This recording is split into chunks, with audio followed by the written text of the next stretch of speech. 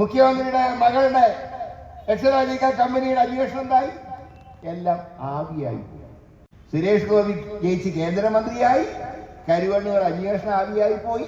ഇപ്പൊ ലേറ്റസ്റ്റ് ആയിട്ട് കേൾക്കുന്നത് ആ ദിവസം ജോർജ് കുര്യൻ അവിടെ താമസിച്ചിട്ടില്ല.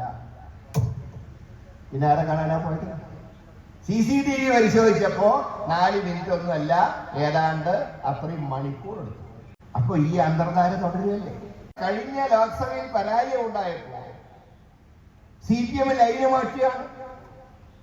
അതുവരെ ന്യൂനപക്ഷ സംരക്ഷണം പ്രസംഗിച്ച പാർട്ടി ഇപ്പൊ പതുക്കെ ഭൂരിപക്ഷത്തിന്റെ ഭാഗത്തേക്ക് നീങ്ങുകയാണ്. അതാണല്ലോ P. ജയരാജന്റെ പുസ്തകം എഴുതിയിട്ടുണ്ട്. പുസ്തകാരും വെളിച്ചം കണ്ടിട്ടില്ല. പക്ഷെ അദ്ദേഹം പറഞ്ഞെന്താ? കേരളത്തിലെ മുസ്ലിം ചെറുപ്പക്കാർ ഇസ്ലാമിക സ്റ്റേറ്റിൽ ചേരുന്നു. ഇപ്പൊ അങ്ങനെ വല്ല സംഭവം ഉണ്ടോ ഈ അടുത്ത കാലത്തായി? അതിനാണ് PR വർക്ക്. ഇത് എത്ര കാലം മുമ്പേ ഞങ്ങൾ പറയുന്ന PR വർക്ക്, പബ്ലിക് റിലേഷൻസ് ഏർപ്പാട്, കേസൻ ഗ്രൂപ്പ്. ആരെ കേസൻ ഗ്രൂപ്പ്? ഇപ്പൊ രമേശ് ചെന്നിത്തലയ്ക്കാണ് നമ്മുടെ ഇതിന്റെ ചുമതല, മഹാരാഷ്ട്ര സ്റ്റേറ്റിന്റെ ചുമതല. രമേശ് പറയുന്നത് ഈ കേസൻ ഗ്രൂപ്പാണ് അവിടെ BJPയുടെ PR വർക്ക് ഏറ്റെടുക്കുന്നത്. ആ കേസൻ ഗ്രൂപ്പുകാരെന്തിനാ മുഖ്യമന്ത്രി സമീപിച്ച്? എന്നിട്ട് ഇത്ര വിഡ്ഢികളാ കേരളത്തിലെ ജനങ്ങൾ. ഞാനും ആ ഹിന്ദു റിപ്പോർട്ടറും കൂടെ സംസാരിച്ചുകൊണ്ടിരിക്കുമ്പോ സുബ്രഹ്മണ്യൻ എന്ന് പറയുന്ന ആളെടുത്തുണ്ട്. അയാൾ ഞങ്ങളുടെ പാർട്ടിക്കാരനാണ്. അയാളുടെ അച്ഛൻ ഞങ്ങളുടെ MLA ആയിരുന്നു. അപ്പോ മൂന്നാമതൊരാൾ കയറി വരിക. അപ്പൊ ഞാൻ വിചാരിച്ചു ഇവരുടെ കൂടെ വന്നായിരിക്കും.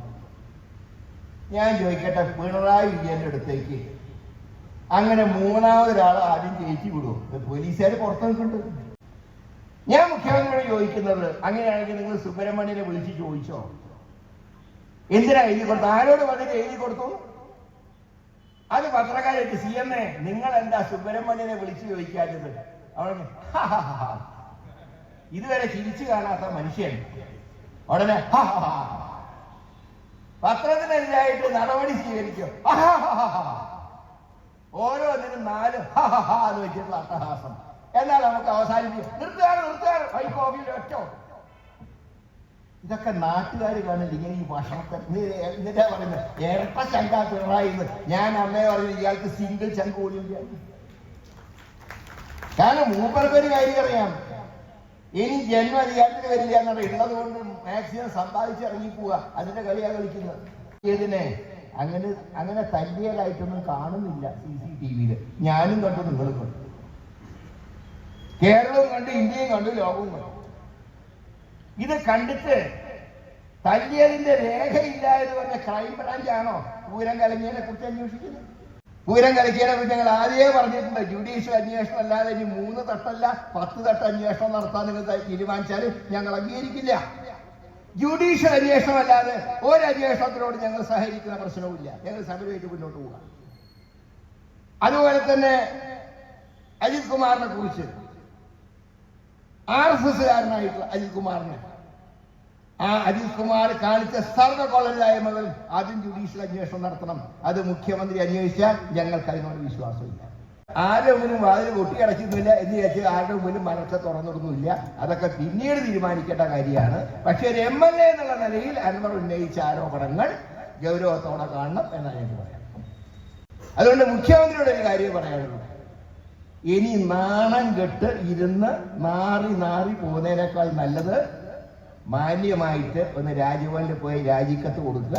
ആണെങ്കിൽ പിൻഗാമിനെ നിങ്ങൾ തീരുമാനിച്ചു. ഇനി 1.25 കൊല്ലം കൂടെയല്ലേ ബാക്കിയുള്ളൂ. ഈ ഇരുന്ന് ഭരിച്ചു ഒരു കുഴപ്പമില്ല. പക്ഷെ പിണറായി ആയിട്ട് ഇനി നോ കോംപ്രമൈസ് എന്നുള്ളതാണ് UDFന്റെ നയം, അതാണ് കോൺഗ്രസിന്റെ നയം.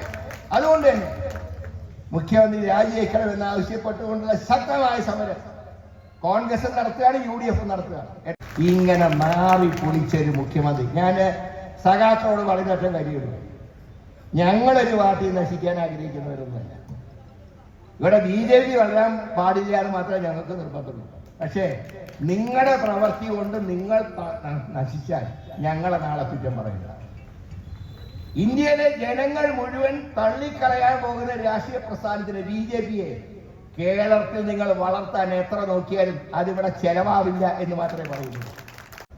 RSS ഏജന്റിനെ ഇറക്കി വിടുക. അടുത്ത ഇലക്ഷനിലെ UDFന്റെ മുദ്രാവാക്യമാണ് RSS ഏജന്റ് പിണറായി ഇറക്കി വിടുക.